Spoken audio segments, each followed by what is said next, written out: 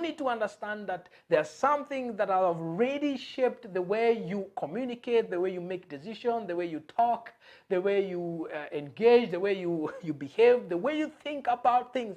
Basically, your past have shaped your worldview. All right, and this is why this is so important for you to talk about.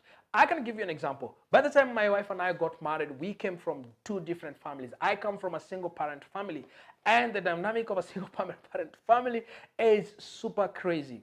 I don't know if you been raised by a single parent. You know what I mean by when I say super crazy. I saw my mom literally do everything. She'll take care of us. She will feed us. She will, pay the rent. She will pay the bills, pays for school fees, pay for every single thing. In other words, my mom was the boss. She was the boss in the relationship. Now I got this woman who is coming from a very nice, amazing, awesome family. I'm not saying that my family was not awesome. It was awesome, but it is completely different. So I got to my wife. We started having conversation, and the way she thinks about things, the way she thinks about life, the way she thinks about marriage, the way she thinks about me as a man was totally different from how I actually thought about me as a man. Especially in the context of being a husband.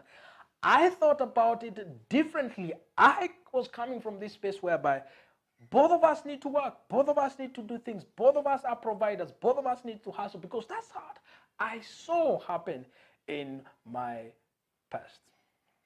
Right, and now I'm married to her, and she expects me to do some things that I have no idea how to do them. I don't know if you guys have ever been in such a situation whereby you are dating someone and they really, really don't understand where you're coming from. We started having some huge conversation around this because we really wanted to be at a place whereby we understand each other. So family background and personal history is super important. There are some of you who have not been raised by your parents, you maybe been raised by your grandparents. Things were different in your background. There are some of you who, you left home or you are left alone and someone adopted you and you lived in a different context. And now you're coming in, you want to get married to this person who is coming from a different context.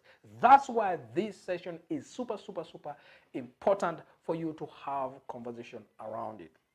And the reason why this is the first session of premarital counseling is because it sets the foundation for everything else that we are going to talk about. I don't know if you guys are feeling me. I don't know if you guys understand really where I'm coming from. Some of this relationship, you have never seen someone pray in your family. Then you're getting married to this person who expects you are the man. You're the one who is supposed to pray.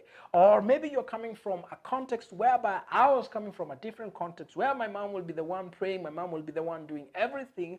And I don't think I'm supposed to be the one praying. I can pray. I don't have a problem with that. But that was not an expectation for me. But when we got married, we are now in, enjoying our marriage, and we are having this conversation. So what are some of the questions that we ask each other that really helped us to process that things, to process that situation so that we come to the same page? I'm glad you asked. And this brings us to the second part of this session.